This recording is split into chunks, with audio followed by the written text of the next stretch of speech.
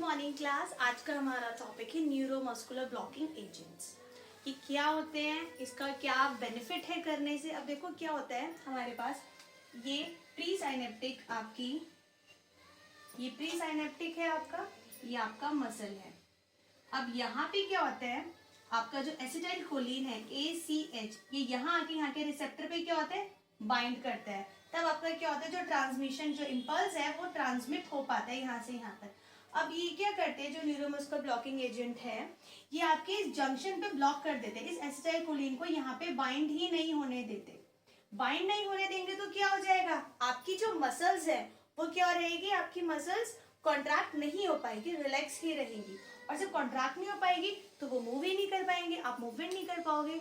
तो अब जब मूव नहीं कर पाएंगे तो हम ये देते क्यों है, इसका बेनिफिट क्या है, ये इसलिए दिया जाता है डॉक्टर्स के लिए। ये डॉक्टर्स इसका यूज करते हैं ताकि जो मसल्स है वो रिलैक्स रहे और उनको सर्जरी ऑपरेशन करते हुए दिक्कत ना हो। ये पेशेंट पे यूज किया जाता है जब वो सर्जरी या ऑपरेशन करते हैं। तो बेसिकली आपका ये प्री साइनेप्टिक है, प्री साइनेप्टिक न्यूरॉन है, और ये आपका एक मसल है। इस पे इस एसिटाइल कोलिन यहाँ से रिलीज हुआ और ये यहाँ पे बाइंड नहीं हो पाया, इन न्यूरोमस्कुलर ब्लॉकिंग एजेंट की वजह से नहीं बाइंड हो पाया, इम्पल्स का जो है वो ट्रांसमिशन नहीं हुआ और आपकी मसल क्या हुई, कॉन्ट्रैक्ट नहीं हुई, वो आपकी रिलैक्स ही रही। बस यही होता है आपका न्यूरोमस्कुलर ब्लॉकिंग एजेंट का, यही काम होता है। That's it. अब हम इसकी डेफिनेशन में आते हैं।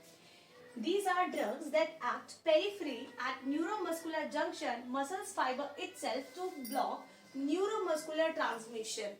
That means कि वो न्यूरोमस्कुलर ट्रांसमिशन को, यानी कि इस यहाँ पे जो न्यूरोमस्कुलर ट्रांसमीटर यहाँ पे कौन है, एसिटाइल कोलिन है, इसी एसिटाइल कोलिन को वो ब्लॉक कर देते ताकि वो रिसेप्टर पे बाइंड करके इंफॉर्मेशन कैरी ना कर पाए।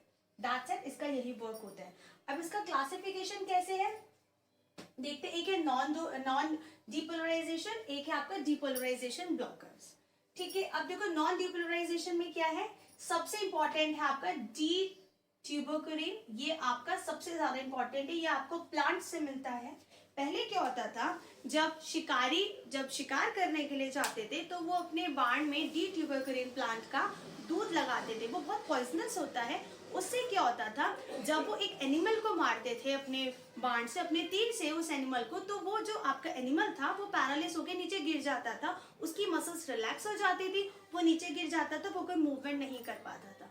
उसके बाद ये हम इंसानों पे भी यूज होने लग गया, क्योंकि जब पहले इसको देने से पहले जब सर्जरी या ऑपरेशन होता था तो लोग मर जाते थे, क्योंकि वो उस पेन को बर्दाश्त नहीं कर पाते थे। उसके बाद क्या हुआ, डी ट्यूबरकुलिन का लोगों पे भी यूज करने लगे, ऑपरेशन सर्जरी सक्सेसफुल रही और लोगों की जान बच पाई।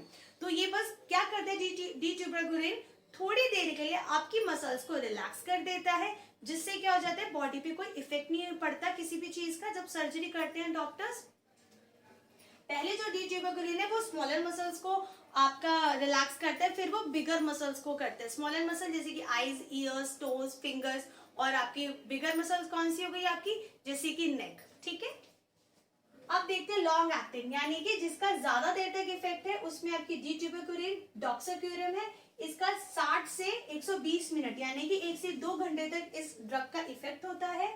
और इंटरमीडिएट एक्टिंग क्या है, जिसका एक ना तो शॉर्ट है 10-15 मिनट, ना ही वह 1 से 2 घंटे, एक मिडिल टाइम है 20 से 50 मिनट। इसमें आपका आ जाता है एट्राक्यूरियम और रोक्यूरियम। आप आ जाते हैं शॉर्ट एक्टिंग, यानी कि जब 10-15 मिनट का ही इफेक्ट पड़े बॉडी पे, दैट इज मीवाक्यूरियम, उसका 10-15 मिनट ही इफेक्ट पड़ता है बॉडी पे। अब देखते हैं mechanism of action. Mechanism of action क्या होता है कि जो डी ट्यूबरकुलिन है ये वर्क कैसे करती है हमारी बॉडी पे। आपका क्या है, ये मसल्स है, ठीक है। अब यहाँ पे क्या है, ये सोडियम पोटेशियम के पंप है। ये आपका क्या है, एक्स्ट्रा सेलुलर फ्लूइड, ये क्या है आपका इंट्रा सेलुलर फ्लूइड।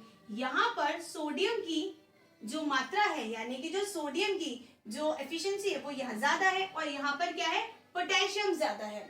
अब क्या होता है, जब सोडियम यहाँ पे ज्यादा है और पोटेशियम यहाँ पे ज्यादा है, जब एसिटाइल कोलिन इसके ऊपर रिएक्ट करता है, जब एसिटाइल कोलिन आता है तो क्या होता है, जो सोडियम है ये आईसीएफ में आ जाता है और जो पोटेशियम ही ईसीएफ में आ जाता है एसिटाइल कोलिन के एक्शन से। उससे क्या होता है, जब हमारे आयंस मूव करते हैं, जब आपका सोडियम जो है वो आईसीएफ में आ जाता है और आपका पोटेशियम ईसीएफ में चला जाता है, तो मसल्स क्या हो जाती है आपकी, कॉन्ट्रैक्ट हो जाती है। इसको बोलते हैं कि डीपोलराइजेशन हो गया, आयंस का एक्सचेंज हो गया, डीपोलराइजेशन हो गया और मसल्स कॉन्ट्रैक्ट हो गए, आपकी बॉडी में मूवमेंट हो गई। लेकिन अब ये क्या ब्लॉकिंग एजेंट क्या करते हैं, ये इन आयंस को मूव ही नहीं होने देते, ये सोडियम को ईसीएफ में ही रहने देते हैं और पोटेशियम को ही आईसीएफ में ही रहने देते हैं।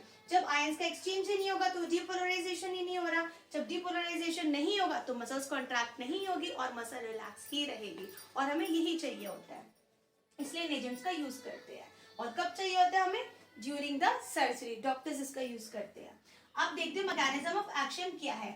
D-tuberculin acts on the acetylcholine neuromuscular junction. As I already told you कि जो D-tuberculin है वो acetylcholine के ऊपर रिएक्ट करती है ताकि वो जो आपका acetylcholine जो आपका प्री साइनेप्टिक न्यूरॉन से निकले वो यहाँ पे मसल्स पे क्या करे, बाइंड नहीं हो पाए। It block the sodium potassium pump, ये सोडियम पोटेशियम पंप को ब्लॉक कर देती है ताकि जो आपके आयंस है वो एक्सचेंज ही ना हो, ECF टू ICF ना आए। When sodium potassium pump block, there is no sodium ion moves from extracellular fluid to intracellular fluid. जब सोडियम आयन ECF से ICF में आएंगे ही नहीं, मूव होगा ही नहीं, तो डीपोलराइजेशन होगा ही नहीं। सो डीपोलराइजेशन स्टॉप्स, डीपोलराइजेशन नहीं होगा। जब डीपोलराइजेशन नहीं होगा तो muscles do not get contract, muscle gets relax, then muscles gets relax and हमें यही चाहिए। जब मसल्स आपकी रिलैक्स हो जाती है तो क्या है आपको, दैट मीन्स कि थोड़ा सा इफेक्ट क्या हो जाएगा, पैरालिसिस जैसा इफेक्ट हो जाता है। इसी को बोलते हैं mechanism of action. I hope आपको न्यूरोमस्कुलर ब्लॉकिंग एजेंट का यूज, कि हम इसका यूज क्यों करते हैं, ये क्या होता है, कहाँ इसका यूज किया जाता है, इसकी क्लासिफिकेशन, इसकी ड्रग्स आपको समझ आई हो। अब हम नेक्स्ट स्लाइड में देखेंगे इसका फार्माकोलॉजिकल एक्शन क्या है, indication, contra indication. Kindly take screenshot of this. अभी तक हमने प्रीवियस स्लाइड में देखा कि जो न्यूरोमस्कुलर ब्लॉकिंग एजेंट्स हैं वो क्या होते हैं, उनका क्या इफेक्ट पड़ता है बॉडी पे। अब हम देखते हैं कि फार्माकोलॉजिकल एक्शन की पर्टिकुलर किस ऑर्गन में क्या इफेक्ट पड़ता है इन ड्रग्स को लेने से। अब देखो क्या होता है, ये जो पैरालिसिस है आपकी जो बॉडी में, जब ये न्यूरोमस्कुलर ब्लॉकिंग एजेंट का जब बॉडी में एडमिनिस्टर होता है तो क्या इफेक्ट होता है, पैरालिस हो जाता है आपको, स्लाइट पैरालिसिस। दैट मीन्स कि वहाँ की जो मसल है वो क्या हो जाती है, रिलैक्स हो जाती है, काम करना बंद कर देती है। तो पैरालिसिस पहले, सबसे पहले स्मॉलर मसल्स होती है, उसके बाद में क्या होता है, बिगर मसल होता है। स्मॉलर मसल्स लाइक पहले टोज, आईज एंड बाद ईयर्स, ये भी आपकी स्मॉलर है, और बाद में आपके बिगर मसल होते हैं लाइक लिम्स एंड नेक। अब आ जाता है आपका CNS। CNS स्टैंड्स फॉर आपका जो सेंट्रल नर्वस सिस्टम है। ये वाली जो ड्रग्स है ये आपके सेंट्रल नर्वस सिस्टम में जो ब्लड ब्रेन बैरियर है, यानी कि जो BBB है, उसको क्रॉस नहीं कर पाती, इसलिए इसका बहुत ज्यादा इफेक्ट नहीं पड़ता आपके सेंट्रल नर्वस सिस्टम में। कार्डियोवास्कुलर सिस्टम में क्या होता है, इसका नॉर्मल डोज पे तो कोई इफेक्ट नहीं पड़ता आपके कार्डियोवास्कुलर सिस्टम में, यानी कि हार्ट में। बट अगर इसका डोज बहुत हायर हो जाता है तब क्या हो जाता है, फॉल इन BP हो जाता है, यानी कि BP लेस हो जाता है, आपका डिक्रीज हो जाता है। अब देखते हैं रेस्पिरेशन सिस्टम में क्या होता है। Large dose produce paralysis of respiratory like diaphragm and internal coastal muscle. अगर इसका जो डोज है एग्जैक्टली अगर आपका जैसे इन दोनों में था कि अगर आपको नॉर्मल डोज है तो इफेक्ट नहीं है, पर अगर डोज हाई है तो रेस्पिरेटरी सिस्टम में आपका डायफ्राम में क्या हो जाएगा, इफेक्ट पड़ेगा, और डायफ्राम में आपके इफेक्ट पड़ेगा तो क्या हो जाएगा, आपको रेस्पिरेशन में, आपको ब्रीथ लेने में बहुत ज्यादा दिक्कत होगी और उसका कॉज आपको डेथ भी आपकी हो सकती है। तो ये रीजंस है, जो ये फार्माकोलॉजिकल एक्शंस है जो आपकी बॉडी में इफेक्ट डालेंगे। अब हम देखते हैं इंडिकेशन। इंडिकेशन क्या है, इसका यूसेज कहाँ किया जाता है वो हम देखते हैं। Used as anaesthesia to produce muscle relaxation. इसको एज ए एनेस्थीसिया की तरह यूज करते हैं ताकि क्या हो जाता है कि पर्सन थोड़ी देर के लिए क्या हो जाता है, रिलैक्स हो जाता है। ये आपकी एनेस्थीसिया से देने से पहले वाली कंडीशन है। अब देखते हैं used in orthopaedic procedure for correction of dislocation. Orthopaedic यानी कि जो आपका हड्डियां हैं, जब हड्डियों में डिसलोकेशन हो जाते हैं, यानी कि जॉइंट्स को वापस से उस पोजीशन पे लोकेट करने के लिए हम इसको यूज करते हैं। In the diagnosis of myasthenia gravis. Myasthenia gravis आपका एक डिसीज होता है, ये उसके डायग्नोस के लिए भी इसका यूसेज किया जाता है। अब देखते हैं कॉन्ट्रा इंडिकेशन, कौन कौन सी वो प्रॉब्लम्स हो सकती हैं जिनके साथ हमें इन एजेंट्स का इस्तेमाल नहीं करना चाहिए। ये आपके कार्डियोवास्कुलर डिसीज, अगर कोई हार्ट प्रॉब्लम है उसमें नहीं करना चाहिए। Contra indicated in asthma patient. Asthma patient के साथ क्यों नहीं यूज करना चाहिए? क्योंकि इसी प्रॉब्लम से क्या हो जाता है, डायफ्राम में दिक्कत आ सकती है, जिससे वैसे ही आपको शॉर्टनेस ब्रीथ है, अगर किसी को अस्थमा है तो शॉर्टनेस ऑफ ब्रीथ है, और अगर डायफ्राम फेल हो गया तो क्या हो जाएगा, person on the spot death हो जाएगी। और हाइपरटेंशन में भी इसका यूज नहीं करना चाहिए। अब देखते हैं डोज, क्या डोज है। ट्यूबरकुलेन ये सबसे इंपॉर्टेंट है, हमने सारा जो फार्माकोलॉजिकल एक्शन है ये डी ट्यूबरकुलेन का ही हमने पढ़ा है कि इसका हमारी बॉडी पे क्या इफेक्ट पड़ता है। अब हम देखते हैं ट्यूबरकुलेन जो हमें प्लांट से मिलता है, इसका 70 to 90 मिनट्स, ये 70 से 90 मिनट तक इसका आपकी बॉडी में इफेक्ट रहता है। 0.05 mg पर kg इसका आपका जो है डोज वो दिया जाता है। डॉक्सोक्यूरियम का 100 mg है, 0.5 mg पर kg। एट्रोक्यूरियम का 20 to 45 मिनट से 0.4 mg पर kg। एक आ जाता है आपको मीवाक्यूरियम हो गई, ये जो शॉर्ट एक्टिंग है। मीवाक्यूरियम का क्या है, 15 से 20 मिनट होते हैं, या सबसे शॉर्ट एक्टिंग, सबसे कम ड्यूरेशन है इसका 0.5 mg पर kg। अब जो रूट ऑफ एडमिनिस्ट्रेशन क्या है, ये सारी जो डोज है ये कैसे दी जाती है, आईवी के रूट दी जाती है, दैट मींस इंट्रावेनस के तरीके से दिया जाता है।